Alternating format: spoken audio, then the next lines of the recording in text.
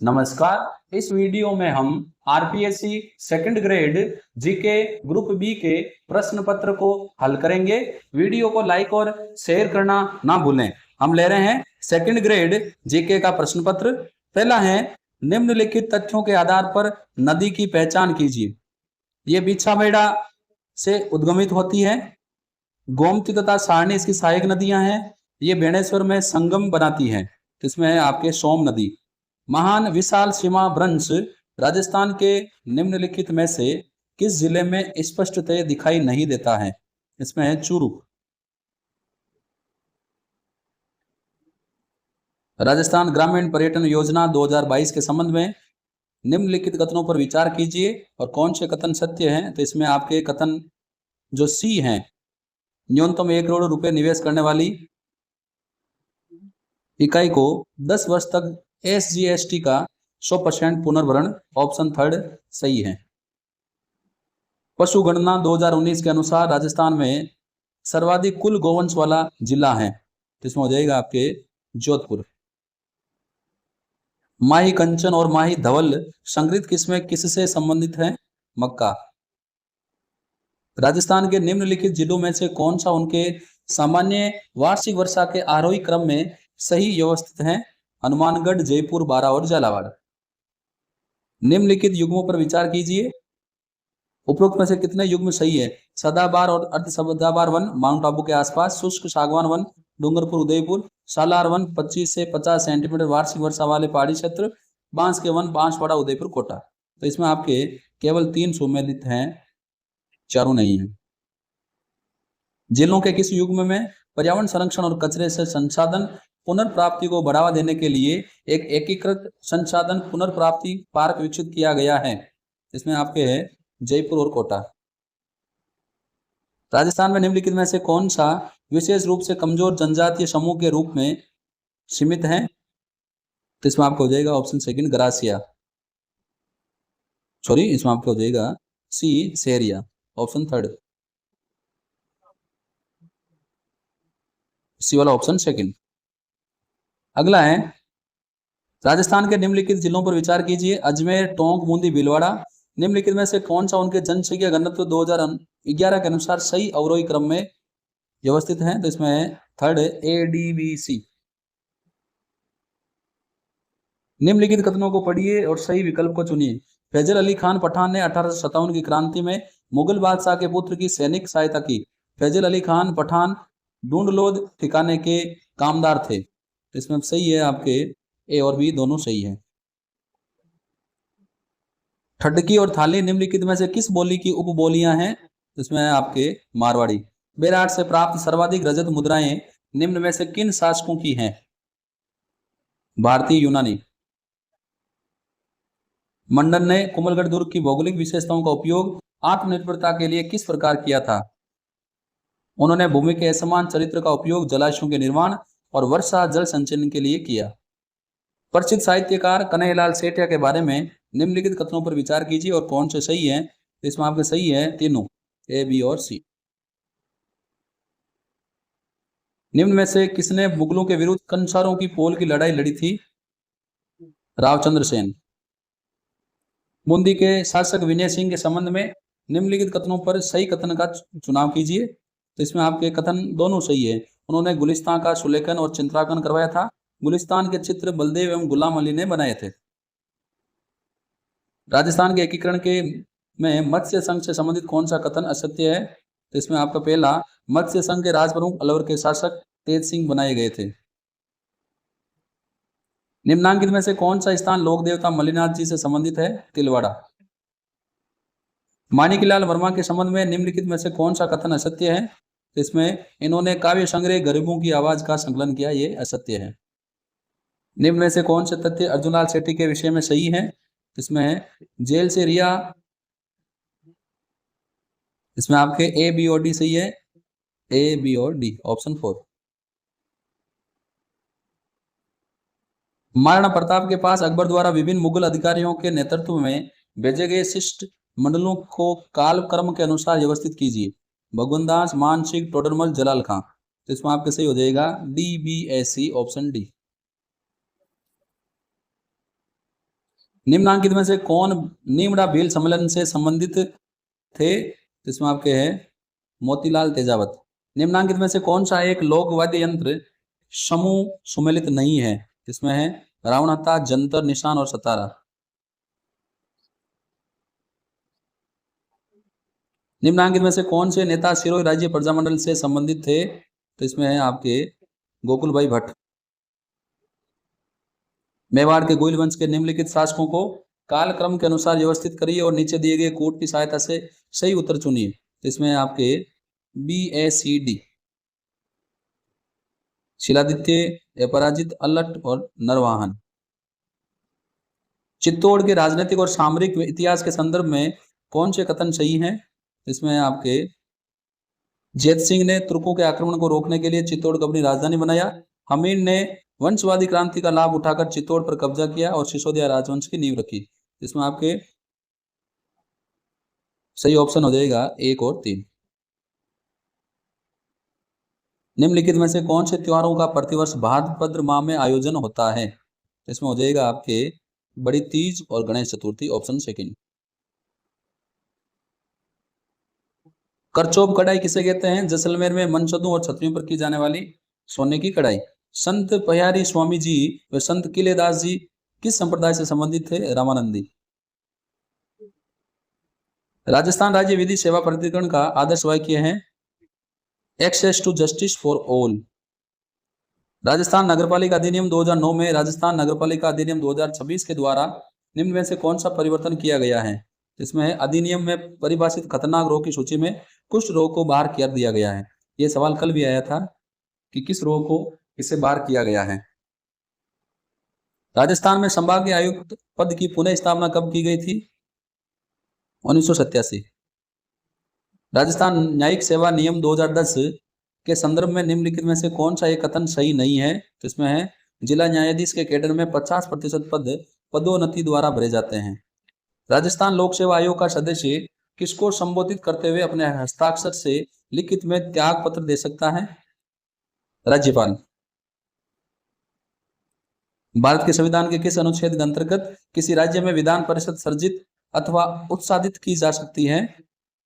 169। राजस्थान के राज्यपाल के बारे में सही कथनों का चयन कीजिए। तो इसमें आपके सही कथन हो जाएंगे कथन 1 और 2 दोनों सही हैं। सॉरी, कथन 1 और 2 दोनों गलत हैं।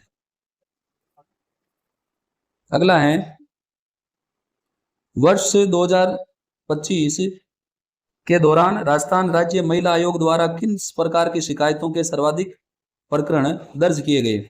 इसमें आपके दहेज से संबंधित क्रूरता।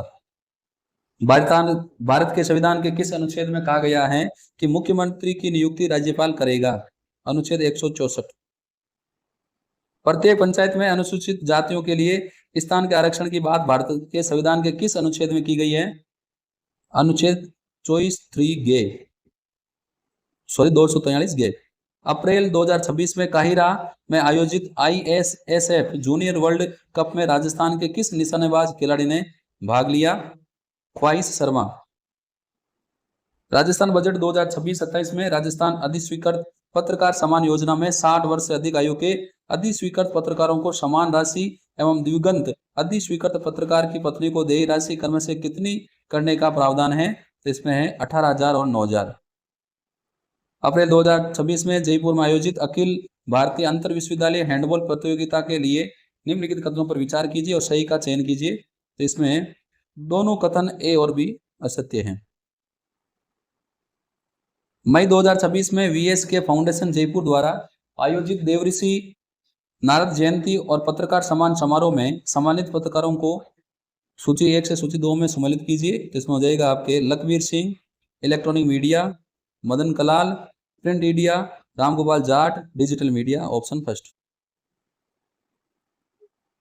राजस्थान राज्य आधुनिकीकरण परियोजना के संदर्भ में निम्नलिखित कथनों पर विचार कीजिए और सही का चयन कीजिए। तो इसमें आपके है केवल A। विश्व बैंक ने इस परियोजना के लिए $225 मिलियन के ऋण को मंजूरी दी।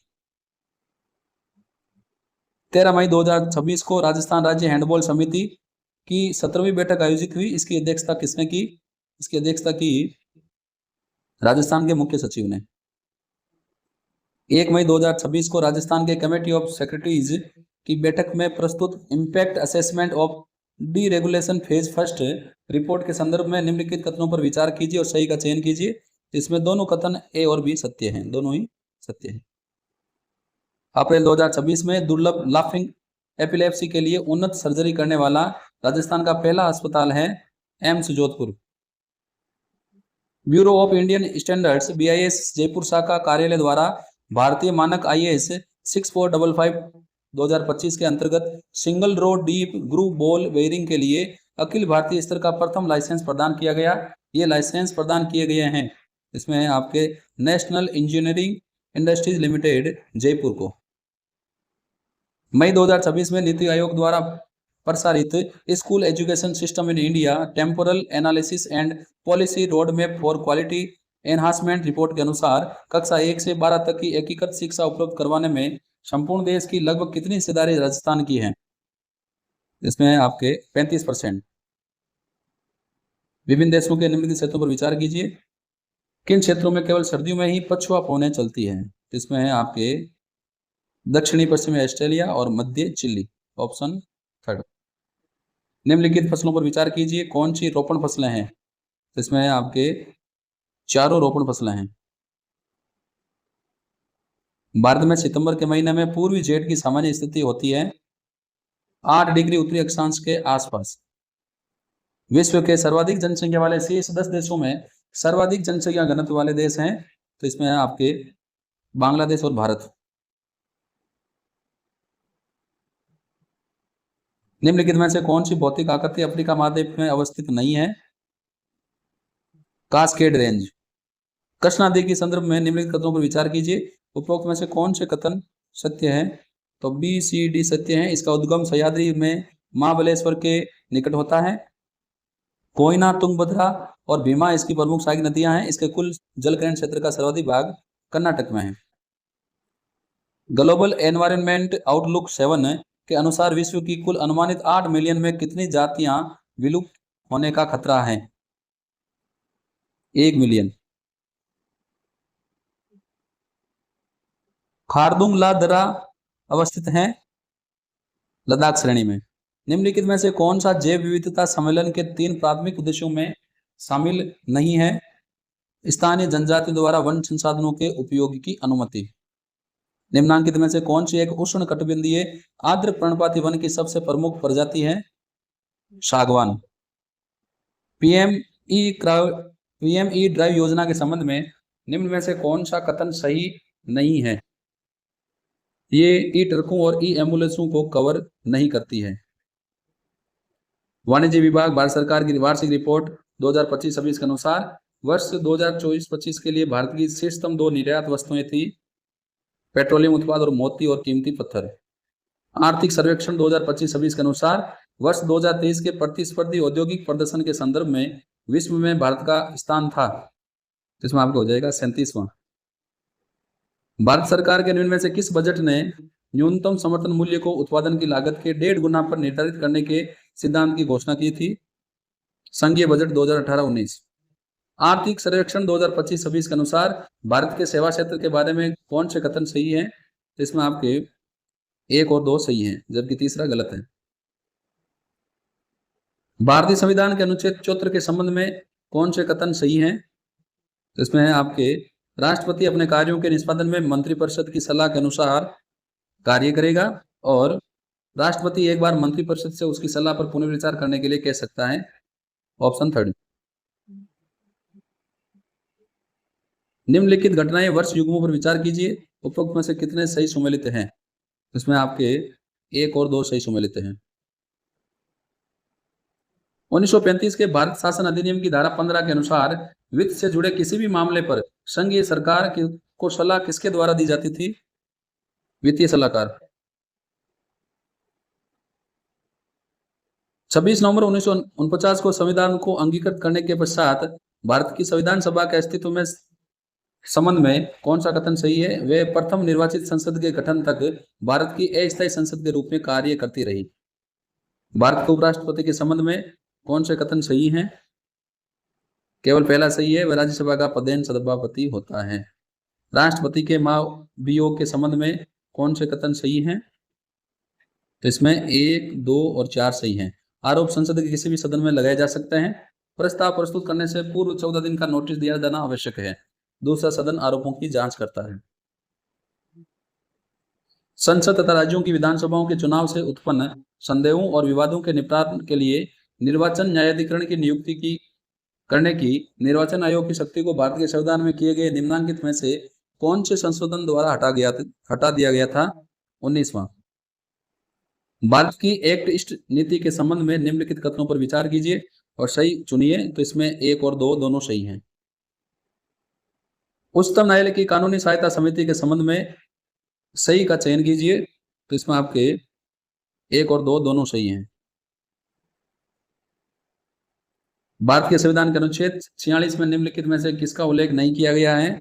इसमें आपके अन्य पिछड़ा वर्ग का। भारत की संविधान सभा में 15 अक्टूबर 1949 की स्थिति में सीटों के आवंटन के संबंध में निम्नलिखित में से कौन सा युग्म सही सुमेलित नहीं है? मैसूर 8। सन 2025 में भारत के प्रधानमंत्री नरेंद्र मोदी संघाई सहयोग संगठन के राष्ट्राध्यक्षों की परिषद की बैठक में भाग लेने किस देश में गए थे? चीन।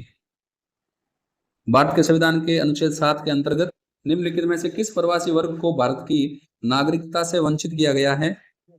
1 मार्च 1947 के बाद पाकिस्तान चले गए व्यक्तियों को।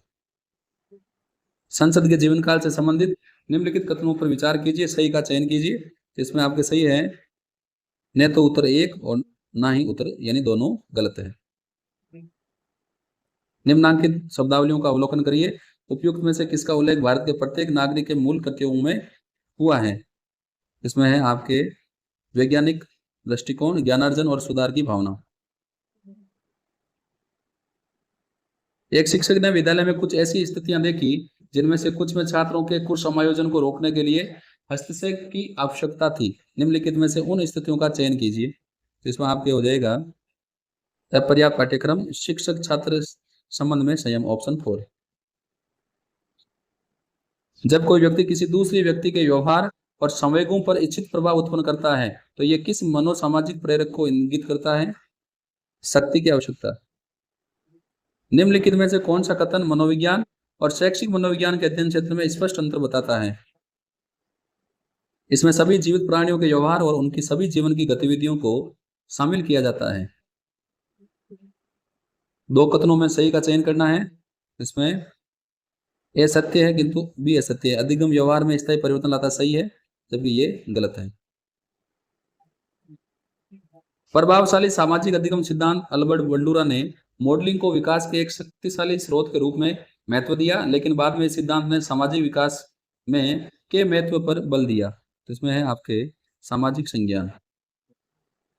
मौसलो की आवश्यकताओं के पदानुक्रम के अनुसार यदि कोई विद्यार्थी असुरक्षित महसूस करता है और परिणाम स्वरूप उसे एकात्मिक अधिगम पर ध्यान केंद्रित करने में कठिनाई होती है तो ये एक उदाहरण है सुरक्षा और अपनापन। ग्राहम वालस के अनुसार सृजनात्मकता की अवस्थाओं के बारे में निम्नलिखित में से कौन से कथन सही है? इसमें आपको हो जाएगा ए और डी। वे अवस्था जिसमें व्यक्ति समस्या को समझने का प्रयास करता है वे तैयारी की अवस्था होती है। प्रेरणा की अवस्था में नवीन विचार और नई संभावनाएं उभरती है। ऑप्शन 4 आपकी इसमें सही हो जाएगा। निम्नलिखित में से कौन सा कथन अधिगम के सबसे सरल रूप शास्त्रीय अनुबंधन के सिद्धांत के तौर पर अनुपयुक्त है? तो इसमें है अनानुबंधित उद्दीपक अनुबंधित उद्दीपक से पहले आना चाहिए। 2 कथनों में सही का चयन करना है। इसमें मनोविश्लेषण सिद्धांत हमें बताता है कि मानव व्यवहार का एक बड़ा भाग अवचेतन प्रेरकों द्वारा नियंत्रित होता है। ये सही है। व्यक्तित्व की आकलन की प्रत्यक्ष विधि हमारे व्यवहार के अवचेतन भाग को उजागर करती है। ये गलत है। तो ए सही किंतु बी गलत है। निम्नलिखित में से कौन से समालोचनात्मक चिंतन कौशलों के अंतर्गत अवबोध क्षेत्र में सम्मिलित हैं? तो इसमें आपके ए, डी और एफ। क्रमबद्ध करना, वर्णन करना, व्याख्या करना, ऑप्शन 1। 21वीं सदी के कौशलों के संदर्भ में अधिगम कौशलों के तहत 4CS का समर्थन किया जाता है। निम्नलिखित में से कौन सा 4CS के अंतर्गत सार्थक श्रेणी को नहीं दर्शाता? प्रतिस्पर्धा। पियाजे के अनुसार निम्नलिखित में से कौन सी संज्ञानात्मक प्रक्रियाएं बच्चे औपचारिक संक्रियात्मक अवस्था में प्रदर्शित करते हैं किंतु मूर्त संक्रियात्मक अवस्था में नहीं? तो इसमें है आपके ए बी डी। समस्या के सभी संभावित समाधानों के साथ व्यवस्थित विश्लेषण, तार्किक दृष्टिकोण, उच्च क्रम संरचना का उपयोग। निम्न में से कौन सी क्षमता मेयर और शेलोव द्वारा प्रस्तावित संवेगात्मक बुद्धिमत्ता के एकीकृत मॉडल में शामिल नहीं है? संबंधों में संवेगों का आकलन करना। दो कथन दिए गए हैं और सही चयन करना है। इसमें पूर्व अनुभव अंतर्दृष्टि अधिगम में सहायता करते हैं, सही है। अंतर्दृष्टि अधिगम संबंधों के प्रत्यक्षीकरण पर निर्भर नहीं करता, ये गलत है। तो ए सही है, आर असत्य है।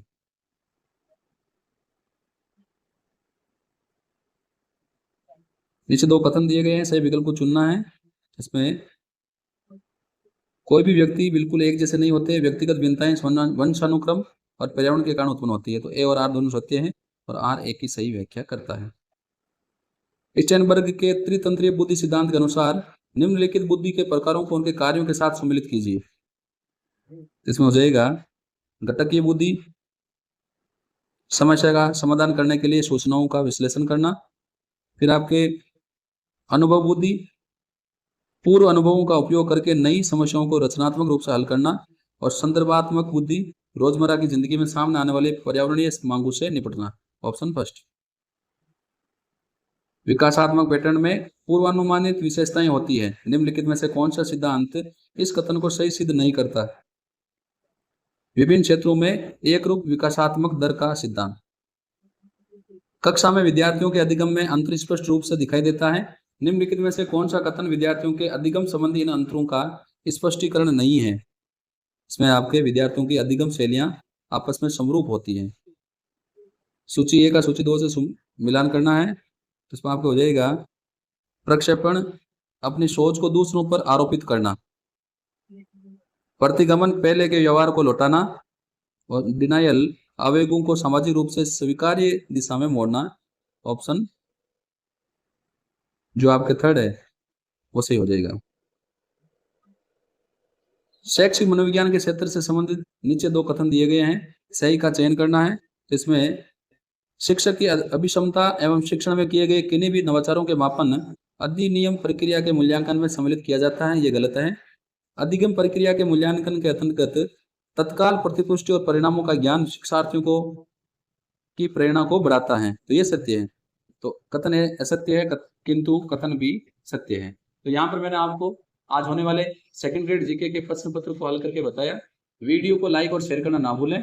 और यदि अभी तक आपने मेरे YouTube चैनल को सब्सक्राइब नहीं किया है तो ऐसी ही और वीडियोस प्राप्त करने के लिए आप मेरे YouTube चैनल को सब्सक्राइब करें। मैं सुशील कुमार आपको फिर मिलूंगा। धन्यवाद।